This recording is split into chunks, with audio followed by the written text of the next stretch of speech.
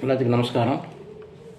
இன்றைக்கி நம்ம இந்த வீடியோவில் தர்ப்பணம் கொடுக்கறத பற்றி பார்க்கலாம். தர்ப்பணம் வந்துட்டு கொடுக்கணுமா, கொடுத்தா என்ன பலன், இல்லை கொடுக்காம இருந்தால் என்ன அப்படிங்கிறத பற்றி பார்க்கலாம். பெற்றோர்கள் இல்லாத எல்லோருமே தர்ப்பணம் கொடுக்கணும். பித்ருக்களுக்கு நம்ம செய்யக்கூடிய கடமை அது, செய்யாமல் இருக்கக்கூடாது. ஒவ்வொரு மாதமும் வர்ற அமாவாசையில் தர்ப்பணம் கொடுக்கணும். ஆற்றங்கரையிலையும் இல்லை எங்கேயாவது கோயிலில் ஐயிட்ட கேட்டால் கூட அவர் சொல்லுவார், மடங்கள்லேயும் கொடுக்கலாம், கொடுக்காமல் இருக்கக்கூடாது. இதனால் என்ன பலன் அப்படின்னா, நாம் வந்துட்டு நம்ம பெற்றவங்களுக்கு இது கண்டிப்பாக செய்யக்கூடிய ஒரு கடமை. அவங்களுக்கு வந்துட்டு ஒவ்வொரு அமாவாசையும் பித்திருக்களை வந்துட்டு நம்ம வீடு தேடி வர்றாங்க. வரும்போது அவங்களுக்கு தர்ப்பணம் கொடுக்கறனால ஒரு சாப்பாடு போடுற மாதிரி, அவங்களுக்கு சாப்பாடை போட்டு தாகசாந்தி பண்ணுற மாதிரி அவங்க வந்துட்டு எதிர்பார்த்து தான் வராங்க. நம்ம பையன் இருக்கான், நம்ம குழந்தைங்களாம் இருக்காங்க அப்படின்னு எதிர்பார்த்துட்டு வராங்க. எதிர்பார்த்துட்டு வர்றவங்கள நாம் வந்துட்டு ஏமாற்றக்கூடாது. அந்த அன்றைக்கி நாம் இனிமேல் சாப்பிடாம மத்தியானத்துக்குள்ளார 1 மணிக்குள்ளார தர்ப்பணம் கொடுக்கணும். இது அவங்களுக்கு கண்டிப்பாக அது போய் சேரும். அவங்களுக்கு இல்லைன்னா பெற்றவங்க வந்துட்டு பிள்ளைகளை வஞ்சிக்க மாட்டாங்க, இல்லை சாபம் கொடுக்க மாட்டாங்க. தர்ப்பணம் கொடுக்கலாம், சாபம்னு கொடுக்க போகிறது கிடையாது. அவங்க ஏமாற்றத்தில் போகிறாங்க பாருங்கள், அதுவே பெரிய மைனஸு, அதுவே பெரிய ஒரு சாபம் மாட்டேன்.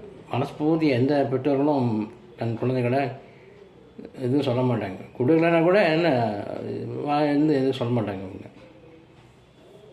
ஏமாந்துட்டு போனாலே அது இதுதானே, அது வந்துட்டு பண்ணக்கூடாது. எல்லாருமே அவசியம் தர்ப்பணம் கொடுக்கணும். இது வந்துட்டு ஆடி அமாவாசை, மாதந்தோறும் வர அமாவாசையில் கொடுக்கணும். அப்படியே இல்லை அப்படின்னா ஆடி அமாவாசை வருது, தை அமாவாசை வருது, அப்புறம் புரட்டாசி அமாவாசை. சில பேருக்கு வந்துட்டு அவங்க பெற்றவங்களோடது இறந்த தேதி தெரியாது, அதனால் திதி என்னங்கிறது தெரியாது அவங்களுக்கு. அதனால் வந்துட்டு அவங்களுக்காக தான் இது வந்துட்டு கடவுளாக பார்த்து நமக்கு சாஸ்திரத்தில் சொல்லப்பட்டிருக்கு. சாஸ்திரம் வந்துட்டு நிறைய சாய்ஸ் கொடுக்குது. பித்ருக்களுக்கு செய்ய வேண்டிய கடமைகளில் யாரும் தவறக்கூடாது. அவங்களுக்கு செய்ய வேண்டியதை கண்டிப்பாக செய்ய வேண்டும். நிறைய சான்ஸ் கொடுக்குறாங்க. ஒரு சான்ஸ் கொடுக்கல, 2 சான்ஸில் 3 சான்ஸில் நிறைய வாய்ப்புகள் கொடுக்குறாங்க பித்திருக்கடன் செய்கிறதுக்கு. ஏன்னா வேலை விஷயமா நாங்கள் எங்கே போயிட்டுருக்கோம், வெளிநாடு வெளியூர் வேலையிலேயே இருப்போம். ரைட்டு, ஓகே, குடும்பத்தை காப்பாற்றுறதுக்கு அது பண்ணது ரொம்ப முக்கியம். இதையும் மறக்கக்கூடாது. சரி, வருஷத்தில் ஆடி அமாவாசை, தை அமாவாசை, புரட்டாசி அமாவாசை, இது இல்லாமல் மாழியபட்சம் திதி ஆரம்பம் இல்லையா, திதி தெரியலையா, ரைட்டு, அன்றைக்கி கொடுக்க வேண்டாம். தேதி தெரியுமா, ரைட்டு, தேதி தெரியும். அந்த தேதியில் ஒரு ஐயருக்கு அவங்களுக்கு என்ன சமைச்சி சாப்பிட தேவையான ஒன்றா மளிகை பொருட்கள் கொடுக்கலாம். ஒரு பச்சரிசி, வாழைக்காய், பருப்பு, ஏதோ ஒரு காய்கறி, ஒரு தேங்காய் கொடுத்து தட்சணையை கொடுத்து அவங்ககிட்ட ஆசீர்வாதம் வாங்கி பண்ணலாம். இது ஒன்று. இல்லைன்னா உங்களுக்கு என்ன திதி தெரிஞ்சால் அந்த திதியில் போய் பித்திருக்கடனை செய்யலாம். இங்கே ஆற்றங்கரையிலையும் நதிக்கரையிலையும் செய்யலாம். நீங்கள் மடங்கள் இருக்குது, ஏதோ ஒன்று இருக்குது, செய்யணும்னு நினச்சி கூட எங்கே வேணால் விசாரித்து செய்யலாமே. வெளியூரில் இருந்தாங்கன்னா உள்ளூரில் இருந்தாங்க எல்லாமே செய்யலாம். செய்யணும்னு மனசு இருந்தால் செஞ்சு தான் ஆகணும். என்னை பெற்றவர்களுக்கு நான் செய்ய வேண்டிய கடமை, யாராருக்கும் என்ன பண்ணுறேன், இது செய்யணும் அப்படிங்கிற மனசில் ஒரு உந்துதல் இருக்கணும். அது இருந்தால் கண்டிப்பாக எல்லாருமே செய்வாங்க. அது இன்றைக்கி கூட என்ன பார்க்கலாம், அப்புறம் பார்க்கலாம் அப்படின்ட்டு இருந்தால் அந்த இது எண்ணங்கள் இந்த விஷயத்தில் இருக்கக்கூடாது. எந்த விஷயத்தில் இருந்தாலும் சரி, இந்த விஷயத்தில் இருக்கக்கூடாது. எவ்வளோ சான்ஸ் கொடுக்கணும், சாஸ்திரத்தில் எவ்வளோ சொல்லப்பட்டுருக்கு பாருங்க. பித்திருக்கடனை நீ செஞ்சாகணும். உனக்கு 1 வாய்ப்பு இல்லை, 2 வாய்ப்பு இல்லை, 3 வாய்ப்பு இல்லை, நிறைய வாய்ப்பு தரேன். ஏதோ ஒரு நாள் செய்யின்னு சாஸ்திரம் நம்ம சொல்லப்பட்டுருக்கு. அப்போ அதோட முக்கியத்துவத்தை நம்ம உணரணும். ஆடி அமாவாசை செய்யுங்க. ஆற்றங்கரையில் ஐயர் இருப்பாங்க, அவங்கள்ட்ட தர்ப்பணம் செஞ்சு அவங்க இது பண்ணுவாங்க. அவங்க தட்சணை கொடுத்து பித்திருக்களை நமஸ்கரிச்சுட்டு வரணும். தை அமாவாசை அன்றைக்கி போகலாம், இல்லை புரட்டாசி அமாவாசை அன்றைக்கி போகலாம். புரட்டாசியில் மாழ்ச்சி பட்சம் அப்படின்னு சொல்லிட்டு 15 நாள் வருது, 15 திதி வருது புரட்டாசியில். பௌர்ணமி மறுநாள்லேருந்து ஆழிப்பட்சம் அமாவாசை, புரட்டாசி அமாவாசை வரைக்கும் 15 நாள், 15 திதியில் எந்த நாள் வேணால் கொடுக்கலாம். பெற்றவங்களுக்கு திதி கொடுக்கலாம், எந்த நாள் வேணால் கொடுக்கலாம். வருஷத்தில் எனக்கு வந்துட்டு அவங்க திதி தெரியல அப்படின்னா அந்த 15 நாள் ஏதோ ஒரு நாள் கொடுக்கலாம். நீங்கள் கொடுத்து அவங்கள ஆசீர்வாதத்தை நம்ம வாங்கிக்கலாம். குடும்பத்தில் ரொம்ப க்ஷேமமாக இருப்பாங்க, ஆரோக்கியமாக இருப்பாங்க, எந்த கஷ்டமும் இருக்காது, பண கஷ்டம் இருக்காது, மன கஷ்டம் இருக்காது, சுகமாக இருப்பாங்க, பிள்ளைங்க நல்லா இருப்பாங்க, குழந்தைங்களாக இருப்பாங்க, வேலை வாய்ப்பு இருக்கும். பொதுவாக எந்த தொல்லையும் இருக்காது, பிரச்சனைகளும் இருக்காது. குடும்பத்தில் அமைதியான சூழ்நிலை இருக்கும், நல்லா சந்தோஷமாக இருப்பாங்க. இது செய்யணும், எல்லாருமே செய்யணும், செய்யாமல் இருக்கக்கூடாது.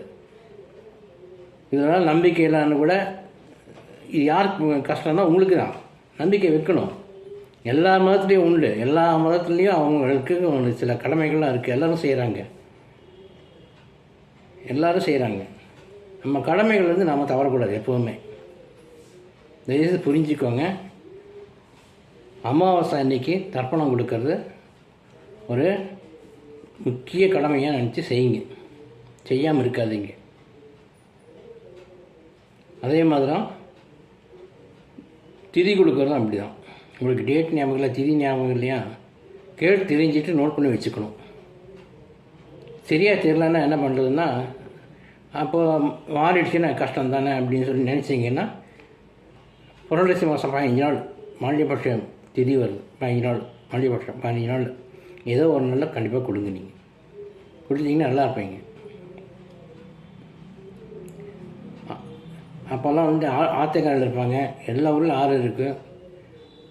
கோயிலில் இருந்தால் கோயிலில் ஒரு ஐயரை கேட்டிங்கன்னா அவங்க சொல்லுவாங்க, ரொம்ப முடியலையா போகவே முடியல, ஆற்றுக்காரிக்கு போக முடியல, கோயிலுக்கு போக முடியல, மரத்துக்கு போக முடியல, வீட்லேயும் செய்ய முடியல. கோயிலுக்கு ஐயர் இருப்பார் கண்டிப்பாக. ஏதோ ஒரு கோயில் ஐயர்கிட்ட இந்த மாதிரி அரிசி, பருப்பு, வாழைக்காய், தேங்காய் ஒரு தட்சணை உங்களால் முடியுது கொடுத்துட்டு அவர்கிட்ட ஆசீர்வாதம் வாங்கிப்பாங்க. இதை வந்துட்டு ரொம்ப முடியலங்கிற பட்சத்தில் செய்யலாம். ஆனால் இது ரெகுலராக இதையே செய்யக்கூடாது. இது கொடுத்தா போதும், இதுக்கு சும்மா கடமைக்கு தான் செய்யக்கூடாது, ஏனோ தானே செய்யக்கூடாது. மனஸ்பூர்த்தியாக செய்யணும், ஸ்ரத்தையாக செய்யணும், ஆத்மா செய்யணும். இது வந்துட்டு அவங்க சந்தோஷமாக ஏற்றுக்குவாங்க. கொடுத்தே ஆகணும். யாருக்கு செய்கிறீங்க? பெற்றவங்களுக்கு செய்கிறீங்க, வேறு யாருக்கா செய்கிறீங்களா சொல்லுங்கள். யாராருக்கு என்னென்ன செய்கிறோம் அது வேறு. பெற்றவங்களுக்கு நீங்கள் செய்கிறீங்க, மனஸ்பூர்த்தியாக செய்யுங்க, நல்லா இருப்பீங்க, நீங்கள் குடும்பம் நல்லாயிருக்கும். இதை வந்துட்டு யார் உதாசீனப்படுத்தாதீங்க தயவு செஞ்சு. இதுக்கு முக்கியத்துவம் கொடுங்க. ஒவ்வொரு அமாவாசையும் வந்தால் நோட் பண்ணி, சில பேருக்கு அமாவாசை என்றைக்குன்னு தெரியாது. இன்றைக்கி அமாவாசைன்னு கேட்பாங்க. சாயந்தரம் முடிஞ்சிருக்கோம், இன்றைக்கி அமாவாசைன்னு கேட்பாங்க. அந்த மாதிரி இருக்குது. வேலை வெட்டின்னு இருங்க, ரைடு. இப்போ நீங்கள் வேலை செஞ்சு நல்லா இருக்கீங்கன்னு நினைப்பேன், சொல்லுவீங்க நீங்கள், நான் நல்லா தான் இருக்கேன் அப்படின்னு. கொடுக்கறதுலாம் நல்லது, பூர்வ ஜென்மத்தில் புண்ணிய பலன் அதெல்லாம், அதனால் நல்லா இருக்கீங்க. ஆனால் இப்போ செய்கிறது நாளைக்கு அடுத்த ஜென்மத்தில் உங்களுக்கு நல்லா வச்சுக்கணும் தானே. சொல்லுங்கள் பார்க்கலாம். எல்லாத்துக்கும் ஜென்மம் இருக்குது, பிறப்பு பிறப்பு மாறி வரும், எல்லாத்துக்கும் ஜென்மங்கள் இருக்குது, இல்லைன்னுலாம் இல்லை. கஷ்டப்படும். நீங்கள் யார் புண்ணியங்கள் வந்துட்டு சேர்த்துக்கிறது ரொம்ப கம்மியாக தான் இருக்குங்க. பெரிய பெரிய மகான் தான் பாவங்களே இல்லாமல் புண்ணியத்தை மட்டும் இருந்தால் தான் அவங்க மகான். இங்கே எல்லாத்துக்குமே ரொம்ப மிக்சடாக தான் இருக்குது. புண்ணியங்கள் கம்மியாகவும் பாவங்கள் அதிகமாக இருக்குது. அதில் எங்கே மகான் ஆக முடியாது. கடமை செஞ்சாலே போதும், கடமை செஞ்சால் போதும். இதெல்லாம் ஒரு கடமை, தவிர்க்க முடியாத கடமை. ஆனால் அனைவருமே பித்ருக்கடன் செய்யணும். அமாவாசைக்கு தர்ப்பணம் கொடுக்கணும். நான் சொன்னவன் அப்பயே சொன்னது தான், இப்போ மறுபடியும் சொல்கிறேன். ஆடி அமாவாசை, தை அமாவாசை, புரட்டாசி அமாவாசை 3 அமாவாசை தான் வருது. பெற்றவங்களோட அன்றைக்கி நம்ம பெற்றவங்க இறந்து வரலையா எல்லாருமே அவங்களுக்கு முன்னோர்களுக்காக ஐயரை வச்சு திதி கொடுக்கணும், இல்லைன்னா தர்ப்பணம் கொடுக்கணும். இந்த மாளிகைப்பட்ட 15 நாள்லேயும் அவங்களுக்கு பித்ருக்கடன் செய்யணும். சுபிட்சமாக இருக்கலாம், சந்தோஷமாக இருக்கலாம், ஆரோக்கியமாக இருக்கலாம், எந்த கஷ்டமும் இருக்காது. அவங்களை நம்ம ஆசீர்வாதம் பண்ணிட்டு போவாங்க. அதனால் எல்லாருமே கடைப்பிடிங்க, மறக்காதீங்க. பெற்றவங்கள மறக்கக்கூடாது. எப்பவுமே அவங்க ஆசீர்வாதத்தில் எல்லாருமே நடந்துகிட்ருக்கு. நீங்கள் நல்லா இருக்கீங்கன்னா அவங்களோட ஆசீர்வாதம் தான். அதை புரிஞ்சுக்குவாங்க தயவு செஞ்சு. என்றைக்குமே பெற்றவங்க வந்துட்டு பிள்ளைங்களை வந்துட்டு சபிக்கலாம் மாட்டாங்க. ஏமாற்றமே ஒரு சாபம்தான். அவங்க மனசில் இருக்கக்கூடாது. யாரையுமே மனசில் ஒரு குறைய இருக்கக்கூடாது. வீடு தேடி வராங்க, பித்திருக்கள் வராங்க, ரைட், ஓகே, கண்டிப்பாக அது நம்பி தான் ஆகணும். அதெல்லாம் சும்மா அப்படின்னு சொல்லக்கூடாது. நம்பணும். உங்கள் கண்ணுக்கு எதுவுமே தெரியலங்கிறதுக்கு அதை பொய்ன்னு சொல்லக்கூடாது. வீடு தேடி வருவாங்க, அவங்களுக்கு வந்துட்டு இதெல்லாம் தர்ப்பணம் கொடுக்கறது, திதி கொடுக்கறதுலாம் அவங்களுக்கு சாப்பாடு போடுற மாதிரி, தாகசாந்தி பண்ணுற மாதிரி அவங்க ஆசீர்வாதம் பண்ணிட்டு போவாங்க. அவங்க குழந்தை கூட நல்லா இருக்குன்னு, சேமாக இருக்குன்னு சொல்லிட்டு போவாங்க, ஆசீர்வாதம் பண்ணிட்டு போவாங்க. அதுதான் முக்கியம் தேவை நமக்கு. பணம் காசு ரெண்டாவது. இது இருந்தாலும் பணம் காசு ஆட்டோமேட்டிக்காக வரும். பண்ணேன்னா தான் பிரச்சனை. வருவாங்க, வந்து பார்த்துட்டு பெருங்கை திரும்பி போனாலே போதுமே அவங்களுக்கு. அதே கஷ்டம். அந்த அளவுக்குலாம் வைக்கக்கூடாது. தயவு செஞ்சு எல்லாரையும் நமஸ்கரித்து கேட்டுக்கிறேன். இந்த அமாவாசை நாட்கள்லையும் மற்ற இந்த வாஞ்சிப்பட்ட காலங்களையும் பித்திருக்களுக்கு தர்ப்பணம் கொடுங்க. அப்புறம் முக்கியமானது, அமாவாசை அன்னைக்கு வெங்காயம் பூண்டெல்லாம் சேர்க்கக்கூடாது சமையலில். வெங்காயம் பூண்டு சேர்க்குறதா இருந்தால் அது மற்ற நாளில் நீங்கள் சேர்த்துக்கலாம். அமாவாசை அன்னைக்கு சேர்க்கக்கூடாது. அதெல்லாம் கவனமாக இருக்கணும். பெரும்பாலும் ஹோட்டல்லே சாப்பிடக்கூடாது. இந்த மாதிரிலாம் இருக்குது. அதனால் ஒரு நாள், மாதத்துக்கு ஒரு நாள் தானே, 29 நாள் இருக்கலாம். அமாவாசை பூண்டு சேர்க்குறீங்க, என்னென்னா சாப்பிட்றீங்க. ஒரு நாள் உங்கள் பெற்றவங்களுக்காக இதை தியாகம் பண்ணக்கூடாதா? பெற்றவங்களாக தியாகம் பண்ணக்கூடாதா? சொல்லுங்கள். அதனால் அந்த வகையில் அமாவாசைக்கு அன்றைக்கி பூண்டு வெங்காயம் இந்த மானியப்பட்ட காலங்கள்லையும் அதெல்லாம் சேர்க்கக்கூடாது. நிறைய விஷயங்கள் இருக்குது, அதை பற்றிலாம் சொல்லலாம். அதுக்கு இன்னும் ஒரு தனி வீடியோவே போடலாம். மானியப்பட்ட காலகட்டங்களில் நம்ம எப்படி நடந்துக்கணும் அப்படிங்கிறதுக்கு ஒரு சில உரைமுறைகள் இருக்குது. அது இன்னொரு தனி வீடியோவாக போடுறேன் நான். அதை பாருங்கள், நீங்கள் தெரிஞ்சுக்கோங்க. சில விஷயங்களில் எனக்கு தெரிஞ்ச அளவுக்கு நான் சொல்லிகிட்ருக்கேன். ஏன்னா இது நான் புக்கில் படித்தது, பெரியவங்களோட பழகினால் அவங்ககிட்ட கேட்ட அனுபவங்கள், அதன் அடிப்படையில் நான் சொல்கிறேன். நான் எல்லாமே சும்மா கற்பனைகள்லாம் இல்லை. இதை செஞ்சால் இந்த பலன் நிச்சயம் கிடைக்கும், இப்படி இருந்தால் இந்த பலன் கிடைக்கும் அப்படிங்கிறது ஒரு 100% கேரண்டி. இது இப்படி இருந்தால் இப்படி இந்த பலன் கிடைக்கும் அப்படிங்கிறது நிச்சயம், நிதர்சனமான உண்மை. இதெல்லாம் எல்லாருமே நல்ல விதமாக பித்ருக்களை வணங்கி அவரோட ஆசீர்வாதத்தை பெற்று நல்லா வாழணும், சந்தோஷமாக இருக்கணும் அப்படின்னு கேட்டுக்கிறேன். ரொம்ப நன்றி.